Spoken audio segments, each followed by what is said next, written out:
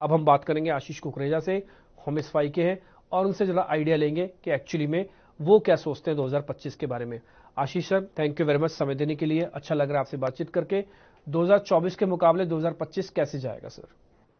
देखिए, स्ट्रक्चरली जो real estate का एक कहते हैं ना, एक लंबे समय का जो साइकिल है वो अभी भी बिल्कुल बरकरार है।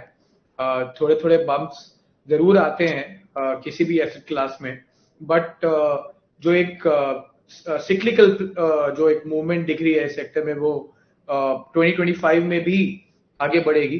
जरूर थोड़ी सी रैशनल एक्सपेक्टेशन होंगी, प्राइस हाइक काफी हुए हैं पिछले 2 साल में, और जो आप let's say for sake of argument किन्हीं किन्हीं रीजन्स में 14-15% तक के स्पाइक देखे, वो शायद रैशनलाइज होकर 7-8% होगा, और वो जरूरी भी है क्योंकि काफी जगह पे ये अफोर्डेबल नहीं रहेगा तो इम्पैक्ट भी आता है।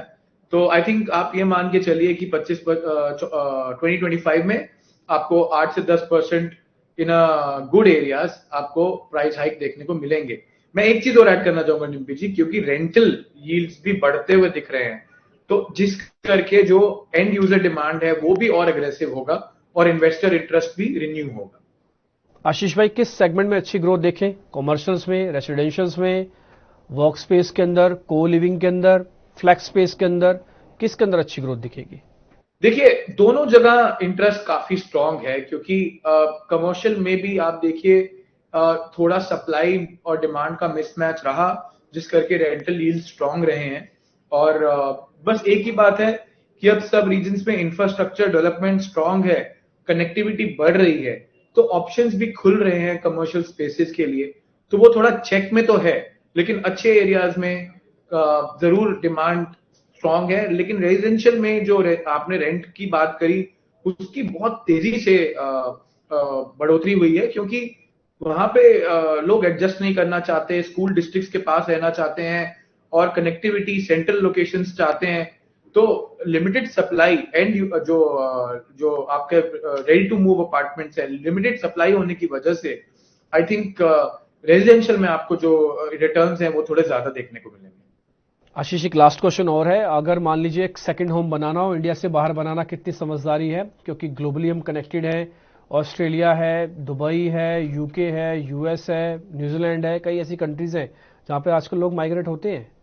जी, आई थिंक देखिए, जो रियल एस्टेट का एक पोस्ट कोविड जो मूव आया था, जो एक pent up demand, and user demand, वो थोड़ी अब वही वाली जो बाइंग है वो अब थोड़ी ताकि सेटल हुई है। एज अ ऑर्गेनाइजेशन हमने भी साइकिल्स को थोड़ा लंबा होते हुए देखा है। जो कंज्यूमर्स हैं, जो डिसीजंस हफ्तों में ले रहे थे, अब वो महीनों में कन्वर्ट हो गया। इट क्लियरली शोज कि वो वाली डिमांड अब निकल गई है, जिसकी आपको इम्पैक्ट दुबई में, यूके में, ऑस्ट्रेलिया में, इन सब स्ट्रॉन्ग मार्केट्स में, एक्चुअली हर जगह दुनिया में बहुत ही कम ऐसे देश होंगे जहां पे रियल एस्टेट में इन सालों में, पोस्ट कोविड वाले ईयर्स में, तेजी देखने को नहीं मिली।